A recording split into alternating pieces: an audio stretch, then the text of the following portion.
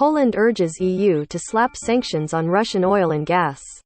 Poland is calling on its European Union partners to impose sweeping sanctions on Russia's oil and natural gas sectors over the war in Ukraine. 338. Brussels, Poland urged its European Union partners on Monday to unite and impose sweeping sanctions on Russia's oil and natural gas sectors over the war in Ukraine, and not to cave in to pressure to pay for their gas in Russian rubles. The appeal came as EU ministers met in Brussels to discuss their response to Russia's decision last week to cut gas supplies to Bulgaria and Poland. Energy giant Gazprom says the two countries failed to pay their bills in April. We will call for immediate sanctions on Russian oil and gas.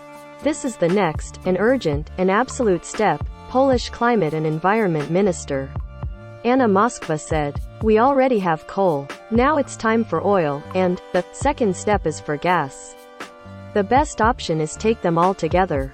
The EU has hit Russian officials, oligarchs, banks, companies and other organizations with rafts of sanctions since Moscow ordered an invasion of Ukraine in February. The Commission is working on a sixth round of measures, possibly including oil restrictions, and could announce them this week.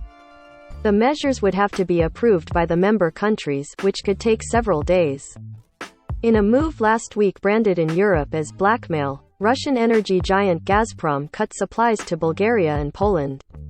It came after Russian President Vladimir Putin said that unfriendly countries must start paying for gas in rubles, Russia's currency. Bulgaria and Poland have refused to do so, like most EU countries. More Gazprom bills are due on May 20, and the bloc is wary that Russia might turn off.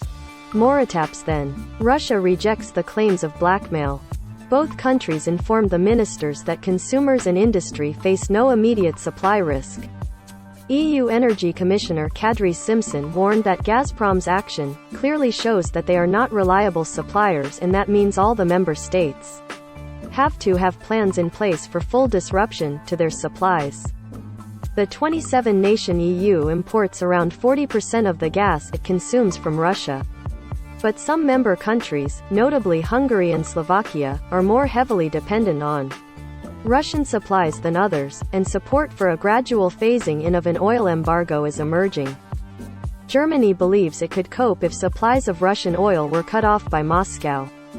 Economy Minister Robert Habeck said that Russian oil now accounts for 12% of total imports, down from 35% before the war, and most of it goes to the Schwedt refinery near Berlin. Germany is not against an oil ban from Russia. Of course it is a heavy load to bear, but we are ready to do that, Habeck told reporters. He said that a few more weeks or months to find oil transporting ships, and to better prepare harbors and pipelines would be useful. Time is helpful, but I think other countries have bigger problems, and as I have asked for solidarity or understanding of the German situation, I am also of course willing to understand the maybe more difficult situation for other countries, he said. The bulk of Monday's meeting focused on shoring up gas supplies and not giving in to Putin's demand that companies pay for gas in rubles. Around 97% of European contracts have been concluded in euros or dollars. The EU's executive branch, the European Commission, has warned that companies seeking to pressure to convert euros to rubles through two accounts at Gazprombank would be in contravention of the bloc's sanctions. French Ecological Transition Minister Barbara Pompili, whose country holds the EU's rotating presidency until the end of next month, said all countries agreed that we should implement the sanctions and respect the contracts. And the contracts clearly say payment in euros. Despite the pressure, Europe does have some leverage in the dispute since it pays Russia $400 million a day for gas, a huge dent in Moscow's coffers should it opt for a complete cutoff. Frank Jordans in Berlin and Mike Corder in The Hague contributed to this report. Follow the app's coverage of the war at https://apnews.com/hub/Russia-Ukraine.